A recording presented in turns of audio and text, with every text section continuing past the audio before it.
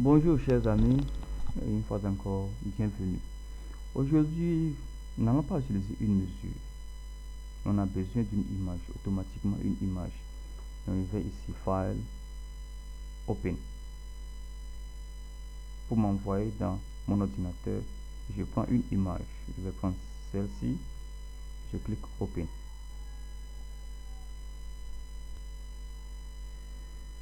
Voilà, voilà mon image. Bon, ce que je vais faire maintenant, c'est de multiplier l'image. On l'a déjà fait la fois passée, CTRL G. Voici mon image qui s'est multipliée ici. Je n'ai pas besoin de celui-ci, je l'éteins pour le moment. Et je vais travailler avec celui-ci. L'outil que je vais travailler avec aujourd'hui, c'est de ce côté. 1, 2, 3, 4. Si le vote n'est pas comme ça, clique 3. Vous avez Object Select Tool, Quick Selection Tool, Magic Wand Tool. Mais on a besoin de celui-ci, le deuxième. On clique dessus. On va voir que le haut se change. On a besoin de quoi? Cet outil-là, Select Subject. On clique dessus et Photoshop fait un travail automatique pour nous. Photoshop va sélectionner la personne qui se trouve dans l'image. S'il y a 2, 3, 4 personnes, Photoshop va les sélectionner automatiquement. Donc, ce n'est plus à toi de faire un travail. Bien qu'on peut le faire nous-mêmes. On peut le faire nous-mêmes avec le même outil qu'on est en train d'utiliser. On peut le faire. Mais, pour plus de facilité, Photoshop fait ça pour nous. Donc, on attend un peu, ça commence. On va apprendre comment faire ça nous-mêmes. Voilà, Photoshop a sélectionné l'image, la personne dans l'image. Deuxième des choses, je vais maintenant sur Select. Pour le moment, vous allez voir, j'agrandis un peu. Vous allez voir que les traits passent juste autour de la personne. Juste sur la personne. Les traits sont là. Je dois vérifier pour voir si Photoshop a fait un bon travail.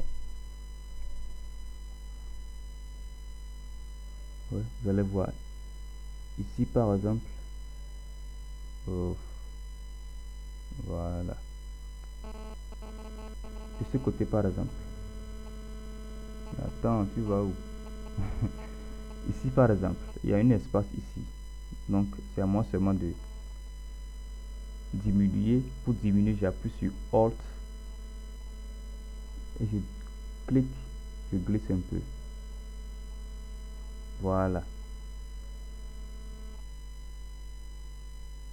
Alt, je clique et je glisse et j'ai diminué. Maintenant, ce que je vais faire maintenant, vous allez voir que les tirets passent juste sur la personne. Mais je vais créer un espace là-bas. Comment je vais le faire? Je vais maintenant sur Select, Modify, Expand. Le 6 qui est ici parce que j'ai déjà travaillé avec ça. Je peux changer, mais je préfère garder le 6. Et Photoshop va créer un espace de 6 pixels entre la personne et les tirets. Vous voyez maintenant qu'il y a un espace qui se crée ici, entre la personne et les tirets. C'est ce que je veux. Maintenant j'ai ça, je diminue l'image encore. Voilà. C'est ce que je veux maintenant.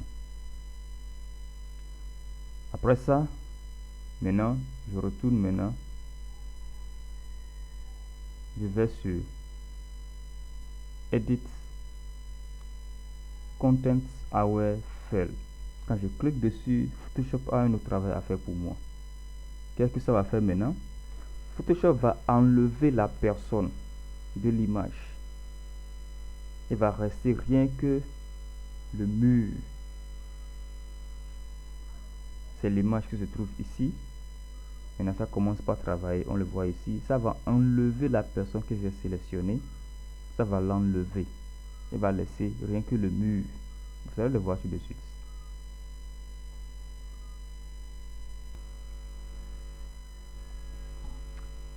Et même si ça traîne un peu, vous devez attendre pour que ça finisse. Et voilà. Voilà, c'est fini. La personne est partie. Il n'y a que le mur. Maintenant, je viens ici et je vérifie que celui-ci soit toujours sur Duplicate Layer. Toujours dessus. Maintenant, je clique OK. Quand je clique OK, maintenant j'ai 3 images qui s'affichent ici. 3 images. J'ai pas besoin de celui-ci, mais je vais travailler avec celui-ci. Je clique dessus. Je clique maintenant ici. Quand je clique dessus, vous allez voir que maintenant le mur disparaît. Et la personne est là. Maintenant, qu'est-ce que je fais? Je retourne vers Filtre. Order. Minimum. Et ici, je veux maintenant réduire l'espace qui était ici. J'avais mis 6. Maintenant, je dois augmenter un peu, au moins 7. Et pourquoi? Parce que je veux faire un travail vraiment parfait. Et si je laisse l'espace, j'ai enlevé l'espace pour avoir la personne tout entière. Maintenant, pour remettre la personne dans l'image encore, je dois encore enlever l'espace que j'ai créé pour que l'espace ne s'affiche pas maintenant sur la photo. Je dois enlever l'espace. Et pour l'enlever, pour bien l'enlever, si je le mets encore sur la personne automatiquement, il y a le mur, une partie du mur qui peut encore s'afficher. Donc, je remets ça en dessous de la personne. C'est pourquoi j'augmente de 6 à 7. Et ici, par exemple, il y a 2. Le mien doit toujours être sur celui-ci. Roundness. C'est dessus. Maintenant, je clique sur OK. J'ai cliqué sur OK. Maintenant, j'active celui-ci. Les 2 sont là. Et je clique sur celui-ci comme ça. Je clique sur le deuxième. Là où il y a rien que le mur. Il n'y a personne là-bas. Je clique dessus. Et je retourne vers Filter. Blur Gallery. Et je prends celui-ci. Voici l'outil dont j'ai besoin d'être fait. Quand je clique dessus, vous allez voir qu'il y a une partie du mur qui devient maintenant flou. Est-ce que je vais faire ça? Qu'est-ce que je fais? Maintenant, je clique ici. Je prends le point et je descends vers là où la personne est debout. Cette partie ne doit pas changer. Cette partie ne doit pas changer. Je le laisse comme ça. Et je peux encore changer l'apparence de l'image un peu.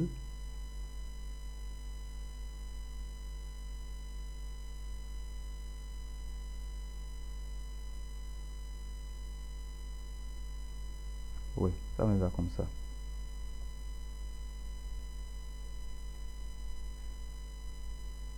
C'est trop clair. Ouais, ça va comme ça.